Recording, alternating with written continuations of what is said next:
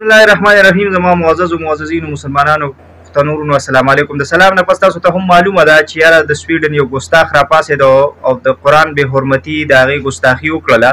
او بیا د ټولې نړۍ مسلمانان راپاسېد او د هغې خلاف احتجاجونه او بیا بالخصوص د ترک او د افغانستان دغه اعلی چارواکي او د هغوی حکومتي چارواکي چې کومې دي نو هغوی ته د کیستوپ سلامي چې د افغانستان دغه مشرانو د افغانستان دغه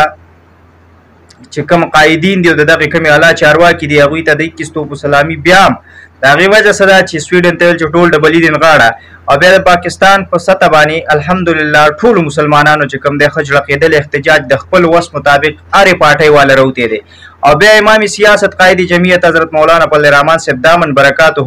چې د اختر په دویمه باندې ټویټ هم ورکړی او پرنس کانفرنس هم کړی او کال هم ورکړی د خپلې پارټۍ جانشینو ته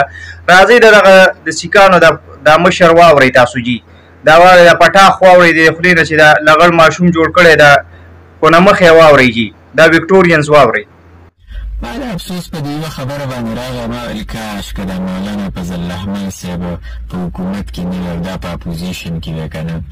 نو تاسو به نن د مولانا تقریرونه کتي وی چې په دې حکومت یې د څونه پټوې لګولې چې دا د یهودو حکومت دی دا د یهودو د ایجنډې تحت کار کوي د سویډن کې دونه مسلې وشو موږ هم دي چې مولانا فضل الرحمن صاحب ویل چې سویډن د سفارت خانه ختمه کړه. د دې وکټوري دا خبرې به تاسو اورېدلي صاحبه امام سیاست یادوي چې یاره د ده په خوله باندې پټۍ لګېدلې ده دا یې لکه د پوسکنه یېله یا باټه مخیه یا لغړ مخیه دا د سیکانو په شان ګیره چې دې پریښې ده دا د سیکانو په شان چت چې دې پریښی دی نو وکټوري نو ته دا اینې نه دا احتجاجونه د هغه پلار کوي دا احتجاجونه د هغه دادا کوي دا احتجاجونه د هغه وکټوریان کوي نو تاسو په خوله باندې پټۍ ایښي د وکټوریانو په تاسو باندې بیا پنډونه بندېږي ای وکټوري ای باټه مخیه ای لغړ مخیه او داسې دې پېژنم او داسې راته معلومې قسم په الله والله بالله که نه چې مړه زه تا ته څه ویم خو وکټوري یا باټه مخیه نو احتجاج ته نور څه ته وې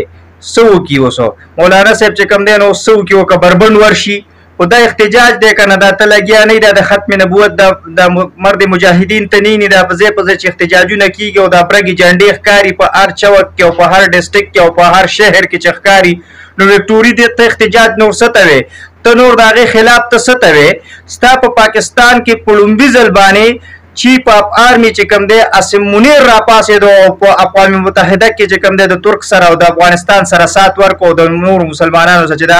دغه ګستاخ په موږ ته په حواله کې نو ستا وکټوري ستا کوم مشر راپاسېدلی وکټوري نو تاسو باندې خو بیا شی بندېږي ډالر د باندې بندېږي که نه دا خبرې ته مه کوه خبرټه مخیه دا دغه مه کوه احتجاجونه به دومره فروپ او ای خلکو د دې ویډیو سره ټویټ ورکئ او دته د امام سیاست د مرد مجاهدینو د دغې مجاهدینو د احتجاجونه ورته وښایي چې د احتجاجونه نور څنګه توري که سپین وکټوري یې باټه مخیه او دته لاندې نه چاته وی کوي خیر دته ګناه نشته خیر دی دا اوس هم په نشه کې دی د ګولو په نشه کې دی ښه وکټوري یاد ساته ګورې ما مه راپاسوه ګورې بیا به مې مجبوره کوئ ما ځکه چې د دې نه مخکې م ګورې تا ما ستاسو هغه مشران یاد کړي نو بیا چې کوم دی نو کسان پکې ترمنځ شو هغوی ویل واوړه د دې قیسو پیسو نو وکټوري په خپلو حدودو کې اوسه په خپل دغه کې اوسه سیوا بار مه روزګینې بیا به دله دا سیوا بار راتګ چې دله کوم دی نو دا به دله ګورې بیا داسې لکه زقم به یو زخر به شي دله دا ویډیو د سره شیر کړو دې وکټوري ته ور ورسوئ دا مې بالخصوص د دې وکټوري دپاره